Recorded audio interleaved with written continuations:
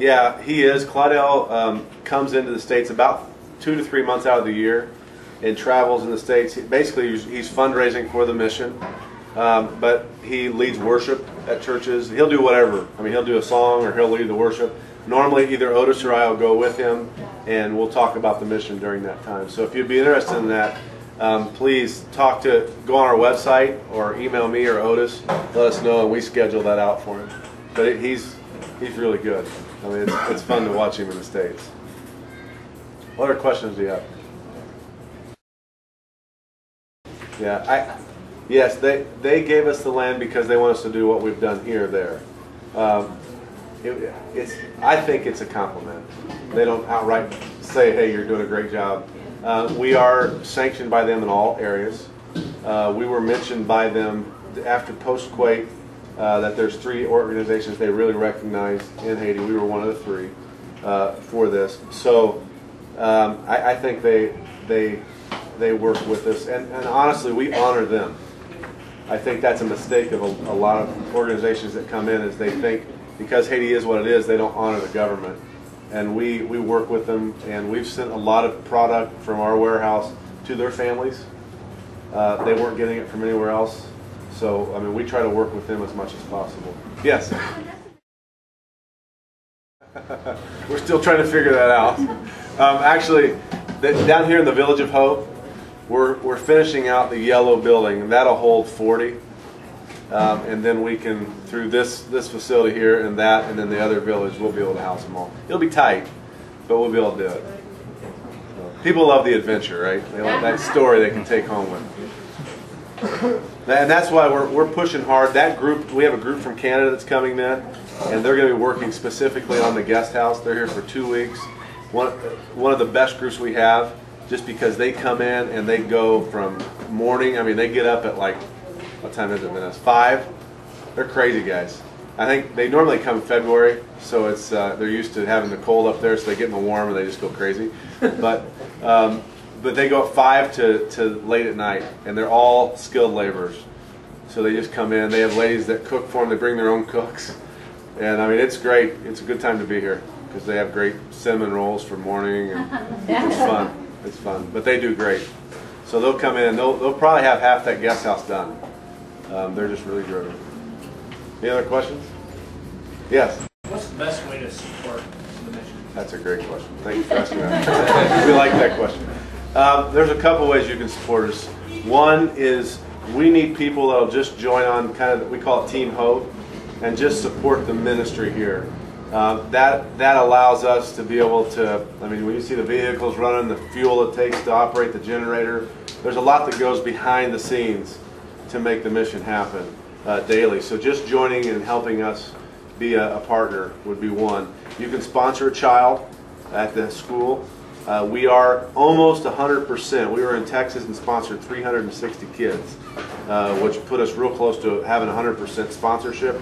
However, in September we're opening up afternoon school because the demand has grown so much, and 40% of the kids in this area will never go to school in the first place. So there's always been the demand, but because of the earthquake, people have moved out this way, and so many schools fell. So we're opening in September afternoon school. We could go up another 1,000 students just with that. So that's one way, and then another way is maybe the biggest way is to tell people about Mission of Hope. I think one of you all become one of our greatest spokespeople because you've seen it firsthand. You've seen what God's doing. You've seen the work that's happening here. So by you going back and giving a positive word, you become some of our greatest advocates. So those are the big ways. You can sponsor a patient to see the doctors as well. That's another way. We have them listed online as well, and we have some materials here. But those are the big ways that you can get plugged in. So all that information is on your website. How to do this? It is. It is. And we, just so you know, we don't have, this has been to our health and our detriment, but we don't have one organization or 2 organizations that just pour a bunch of funds into us. It's mostly people that give us $30 to $100 a month that make this happen. So it's been actually somewhat healthy through the economic downturn. because we didn't have a lot of people that pulled out, because most of the people that had committed to give are used to budgeting money, so they were stayed pretty solid. But with the growth, we're really having to push hard to go to another level. We're hiring around 20 new staff here. We're running our generator 24 hours a day versus 12 hours a day because of the hospital or the clinic being open. So it's been a lot more on us. But I've said this since day one, we're not going to stop until God stops us. And I believe this is His heart. His vision is real simple, to reach the nation. We're going to press forward. And I believe if we stay aligned with His principles, He's going to open the doors for us. What other questions do you have? Yeah?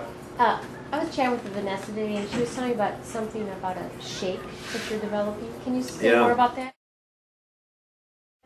We haven't developed it. A friend of ours developed it. His name's Ben Tabachnik from New Jersey. And we have a shake. It's like a sports shake. It's like Ensure, but he calls it Be Sure. We can produce it here in a plant in Haiti for 30 cents a box, or a little drink, and it's a whole day's nutrients for a child. The difference between what that is and what we have now in Haiti is a lot of people send in food that has to be cooked.